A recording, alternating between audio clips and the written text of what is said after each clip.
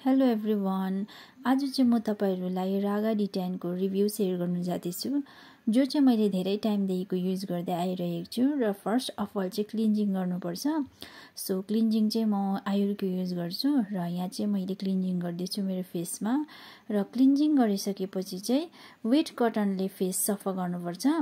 So म चाहिँ यहाँ कटन भिजाएर चाहिँ मैले फेस सफा गर्दैछु। र यो फेस पुरै सफा गरिसकेपछि चाहिँ म यहाँ एप्लाई गर्छु। र यो चाहिँ ब्रसले एप्लाई गर्दा पनि हुन्छ, हातले नै यसरी फिंगरले नै एप्लाई गर्दा पनि हुन्छ। अन्त मलाई चाहिँ ब्रसले नै सजिलो लाग्छ, त्यही भएर चाहिँ म ब्रसले नै एप्लाई गर्दैछु। यो D10 चाहिँ स्पेशली समर सिजनमा चाहिँ एकदमै बेस्ट लाग्छ मलाई चाहिँ, किनकि यसले चाहिँ ट्यानहरु रिमुभ गर्ने काम गर्छ र डार्क स्पटहरु पनि रिमुभ गर्ने काम गर्छ, पिगमेन्टेसनहरु पनि अलिअलि यसले रिमुभ गर्छ। अन्त साथसाथमा स्किन पनि ब्राइटनिङ बनाउँछ र यो चाहिँ डर्माटोलोजिकली टेस्टेड पनि छ। अब चाहिँ मैले एप्लाई गरिसकिसकेँ। अब चाहिँ 15 मिनट्स यसलाई यतिकै राख्नुपर्छ। सो 15 मिनट्स मैले राखिसकेँ र 15 मिनट्स राखिसकेर चाहिँ मैले यहाँ मसाज गर्दैछु।